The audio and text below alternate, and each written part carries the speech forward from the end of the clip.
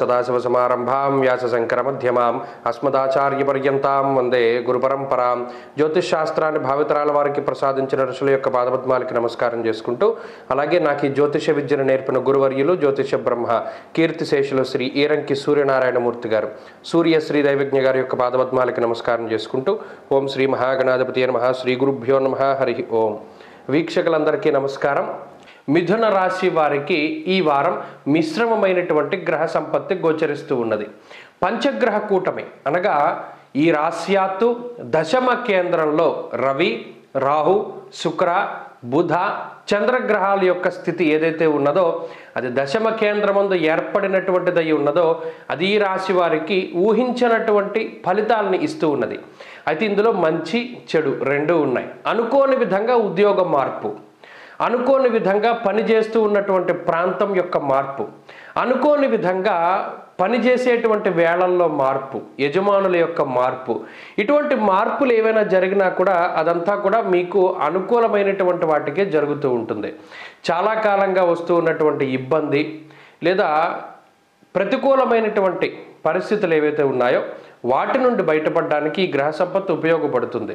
మరీ ముఖ్యంగా అర్ధసిద్ధి సదారోగ్య అన్నది శాస్త్రం. అనగా దశమంలో రవి, బుధ, శుక్ర, చంద్ర, రాహువులు ఎప్పుడైతే రవి దిగ్బలయుక్తుడై ఉన్నారో అందులో వృత్తి ఉద్యోగాలను చాలా కీలకంగా మారుస్తారు. అనగా భయంగా ఏదైనా ఉద్యోగం పోతుందేమో, లేదా నిలబడదేమో, లేదా ఈ ఉద్యోగంలోంచి ఎవరైనా తీసేస్తారేమో అనుకునేటువంటి భయంతో ఉండేటువంటి వారికి ఒక భరోసా లభిస్తుంది. ఉద్యోగం మీద ఒక క్లారిటీ వస్తుంది.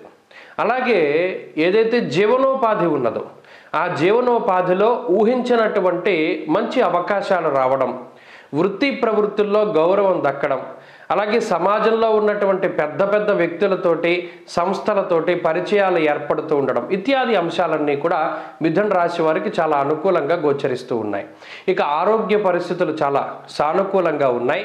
కుటుంబ పరిస్థితులు ఈ రాశి వారికి సానుకూలంగా గోచరిస్తూ ఉన్నాయి. కుటుంబ సభ్యుల యొక్క ఆరోగ్యము అలాగే వారి యొక్క సహకారము కూడా ఈ వారంలో మిథున రాశి వారికి చూడవచ్చును. ఈ పంచగ్రహ కూటమి ఈ సంవత్సరం తెలుగు సంవత్సరం చివరిలో లేదా ప్రారంభంలో ఏర్పడినటువంటి ఈ పంచగ్రహ కూటమి వల్ల మిథున రాశి వారికి మంచి జరుగుతుంది. వ్యాపార లాభము, అలాగే భూగృహ లాభము, సంతాన సౌఖ్యము, వివాహాది శుభ కార్యక్రమాలు జరగడము లేదా వాటి గురించి చర్చించడం లాంటి అంశాలన్నీ కూడా ఈ వారంలో జరుగుతాయి. ఇక విద్యార్థులకి గ్రహగతులు పూర్తిగా అనుకూలంగా ఉన్నాయి. ముఖ్యంగా దూర విద్య కోసం ప్రయత్నం చేస్తూ ఉండేటువంటి వారు మంచి ఫలితాలను పొందుతారు. స్త్రీలకు ప్రత్యేకించి ఈ గ్రహస్థితి ఆయుర్దాయాన్ని వృద్ధి చెందిస్తూ ఉంటుంది. అనగా అనారోగ్య సమస్యల్ని తగ్గించి ఆయుర్భాగ్యాన్ని వృద్ధి చెందించేటువంటి విధంగా ఉంటుంది. మిథున రాశి వారు ఈ వారం మరింత అనుకూలమైనటువంటి ఫలితాలని సాధించడానికై విఘ్నేశ్వరుని యొక్క ఆరాధన చేస్తూ ఉండడం చెప్పదగినటువంటి సూచన. విఘ్నేశ్వరుని యొక్క స్తోత్ర పారాయణం లేదా శ్రవణం శుభ ఫలితాన్ని ఇస్తుంది.